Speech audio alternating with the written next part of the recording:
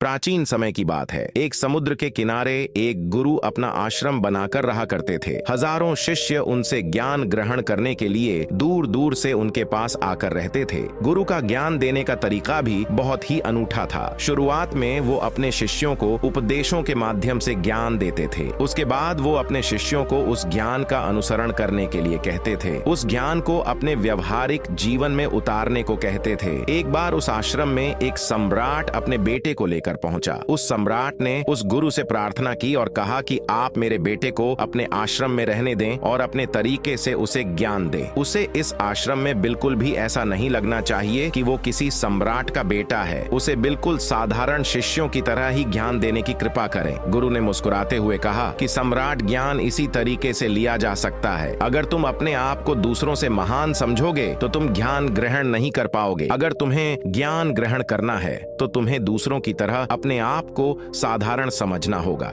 यही ज्ञान ग्रहण करने की सबसे पहली सीढ़ी होती है। तुम निश्चिंत रहो, आज से तुम्हारे बेटे की जिम्मेदारी मेरे कंधों पर है। ये कहकर गुरु सम्राट के बेटे को अपने साथ लेकर समुद्र के किनारे टहलने के लिए निकल गए। आश्रम के बाकी सभी बच्चे उस सम्राट को देख रहे थे। सम्राट अपने बेटे को अपने रथ पर बिठाकर लाया था, जिससे सभी बच्चे समझ गए थे कि ये बच्चा सम्राट का बेटा है। इसी वजह से आश्रम के सभी बच्चे सम्राट के बेटे की तरफ आकर्षित हो गए थे। जब गुरु सम्राट के बेटे को लेकर समुद्र पर टहल रहे थे तो सम्राट का बेटा अचानक फूट फूट कर रोने लगा, क्योंकि अभी वो सिर्फ 12 वर्ष का था और 12 वर्ष की आयु में उसके पिता उसे अपने से दूर करके चले गए थे। यह सदमा वो बच्चा सहन नहीं कर पा रहा था। वो नहीं समझ पा रहा था कि उसके पिता उसकी भलाई के लिए उसे उस गुरु के पास छोड़ करके गए हैं। जब सम्राट का बेटा रात्रि का भोजन करने के लिए भोजन कक्ष में पहुंचा तो आसपास के सभी शिष्य उसके पास आने लगे। उन सभी को पता था कि ये सम्राट का बेटा है और अगर हम इससे दोस्ती कर लेते हैं तो उससे हमारा बहुत फायदा होने वाला है। यही सोचकर आश्रम के ज्यादातर शिष्यों ने उसे घेर लिया था। बस कुछ बच्चे जो अकेले रहने का महत्व समझते थे, जो दिखावे में विश्वास नहीं करते थे, वह उस सम्राट के बेटे के पास जाने की बजाय अपना पूरा ध्यान खाने पर लगा रहे थे और एकांत में बैठकर अपना भोजन कर रहे थे। कुछ दिनों के बाद सम्राट के बेटे की आश्रम के ज्यादातर बच्चों के साथ दोस्ती हो गई। अब वह आश्रम में उन बच्चों के साथ घूमता, उन्हीं के साथ अपना ज्यादातर समय बिताता। आखिरकार वह सम्राट का बेटा था, सुख सुविधाओं में पला हुआ था। आसपास बहुत से दास और दासियां होते थे। आसपास अपने मित्रों से घिरे होना, वही दिनचर्या उसने इस आश्रम में भी अपना ली थी।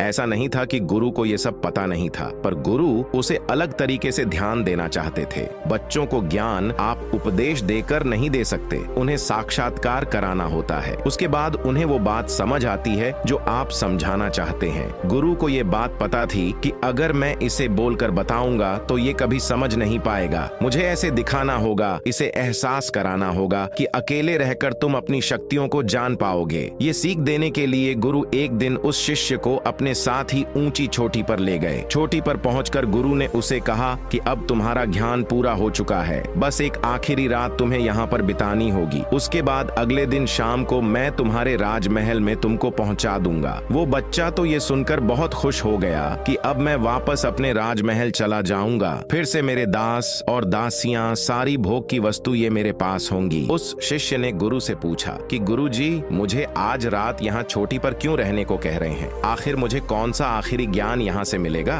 गुरु ने मुस्कुराते हुए कहा कि यहाँ पर चट्टान के पीछे तुम्हें छिपकर बैठना होगा। यहाँ पर रोज रात को एक बाज आता है। बाज को देखना है, बहुत गौर से देखना है, हर गतिविधि देखनी है और उस बाज को देखने के बाद अगले दिन अगर तुम उस बाज की खूबियां मुझे बता पाए तो मैं तुम्हें तुम्हारे राजमहल वापस भिजवा दूंगा। और हाँ, सुबह आने से पहले एक चीज पर और ध्यान देना है। एक चरवाहा यहाँ पर अपनी बकरियों को चराने के लिए आता है। तुम्हें उन बकरियों की गतिविधियां भी देखनी है। याद रखना कि बाज की गतिविधि रात को और बकरियों की गतिविधि सुबह देखनी है। अगर तुम दोनों की गतिविधि ध्यान से देखकर मुझे बता पाए तो तुम इस आश्रम से हमेशा के लिए आजाद हो जाओगे। तुम्हारा ज्ञान पूरा हो जाएगा। मैं तुम्हारे पिता को कह दूंगा कि ये बच्चा हमारे आश्रम का सबसे ज्ञानी बच्चा है। यह कहकर गुरु अपने आश्रम में वापस लौट आए और वह बच्चा वहीं पर उस चट्टान के पीछे रुका हुआ उस बाज का इंतजार करने लगा। काफी वक्त बीत जाने के बाद वहाँ पर एक बाज अपने बच्चों के साथ पहुँचा। सम्राट के बेटे ने पूरी रात उस बाज की गतिविधि बहुत ध्यान पूर्वक देखी और सुबह होने के बाद जब चरवाहा वहां पर अपनी बकरियों को लेकर पहुंचा तो उसने एक अभूतपूर्व दृश्य देखा।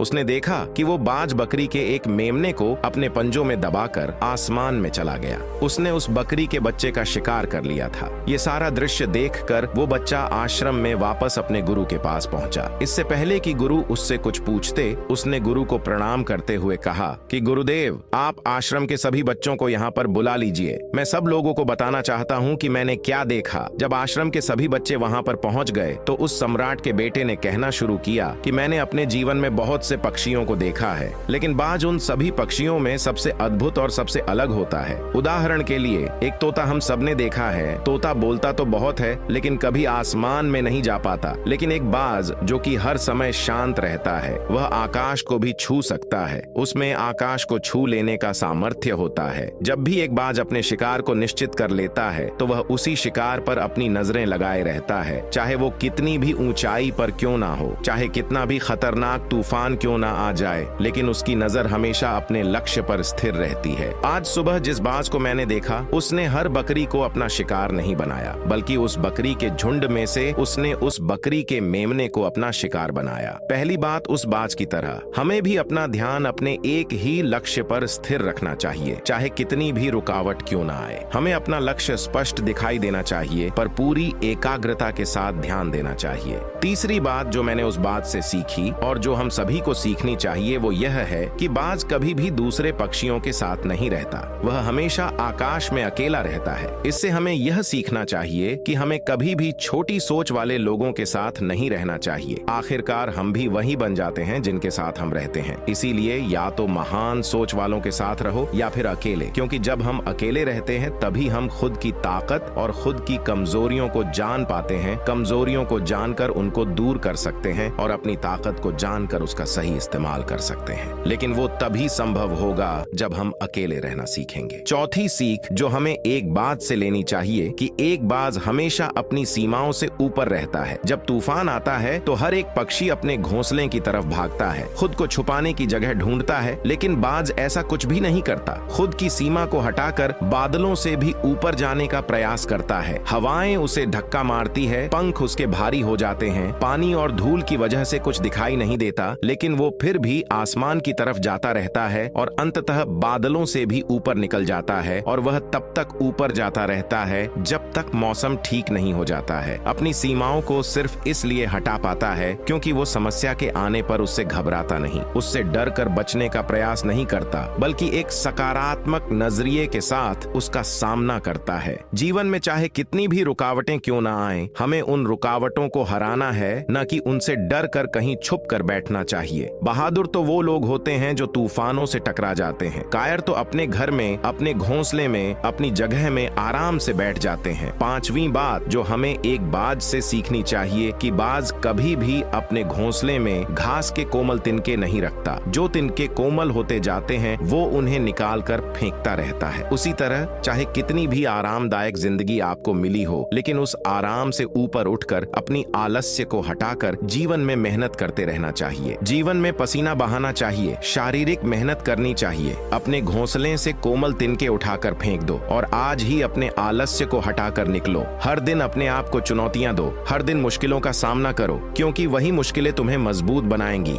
जंगल के राजा शेर को भी झुंड बनाकर शिकार करते हुए देखा जा सकता है, लेकिन बाज हमेशा अकेला शिकार करता है, क्योंकि वो जानता है कि झुंड में रहना हौसला तो देती है मगर साहस छीन लेती है। आदमी को हमेशा अकेले ही आगे जाना होता है। यही कारण होता है कि वो जल, थल और नभ सभी जगहों पर अपने शिकार का परचम लहरा सकता है। बाज की उम्र लगभग 70 साल की होती है, लेकिन 40 साल में ही उसका शरीर पुराना हो जाता है। नाखून उसके पैरों में ढसने लगते हैं, पंख उसके शरीर में चिपक जाते हैं, उसकी चोंच खराब हो जाती है। ऐसी स्थिति में शिकार करना तो क्या जीने की भी हालत नहीं रहती उसकी। ऐसे में उसके पास सिर्फ 2 विकल्प होते हैं। पहला, या तो खुद की इस अवस्था को स्वीकार कर लें और भूखा प्यासा मर जाए, या किसी दूसरे जानवर का शिकार बन जाए। और दूसरा विकल्प यह होता है कि वह 6 महीने एक बहुत ही दर्दनाक प्रक्रिया से गुजरे। और खुद को फिर से पहले जैसा मजबूत बना लें, लेकिन बाज दूसरा विकल्प चुनता है। इसके लिए वह खुद को एक बहुत ही ऊंची चोटी पर ले जाता है,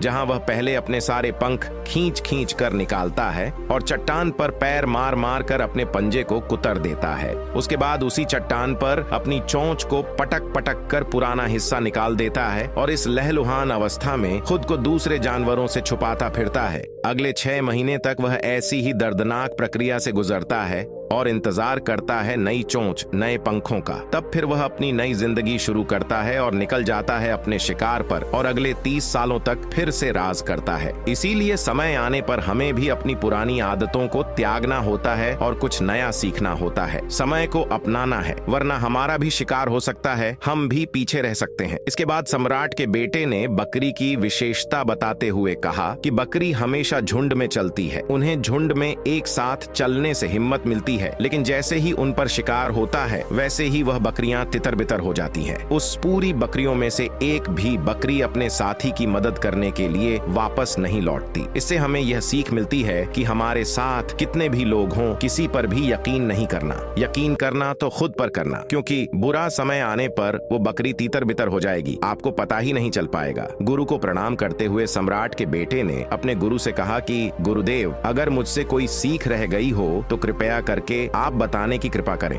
गुरु ने सभी बच्चों को संबोधित करते हुए कहा कि ये सभी बातें जो अभी इस बच्चे ने बताई हैं सब सही है, लेकिन ये सारी खूबियां आप लोगों में तभी पैदा हो पाएगी जब आप अकेले रहने का अभ्यास करेंगे। आपने देखा होगा कि बाज कभी भी किसी दूसरे पक्षी के साथ नहीं रहता, ना ही किसी के साथ अपनी दोस्ती बनाता। वह आसमान में अकेला रहता है। अकेला रहने की वजह से अपनी ताकत और अपनी कमजोरियों को जान पाता है। इसके बाद गुरु ने अपनी बात खत्म करते हुए कहा कि मैं आज रात इस सम्राट के बेटे को इसके राजमहल में पहुंचाने के लिए जा रहा हूं, क्योंकि इसकी सीख यहां पर पूरी हो गई है। और यह कहकर गुरु सम्राट के बेटे को राजमहल की तरफ ले जाते हैं।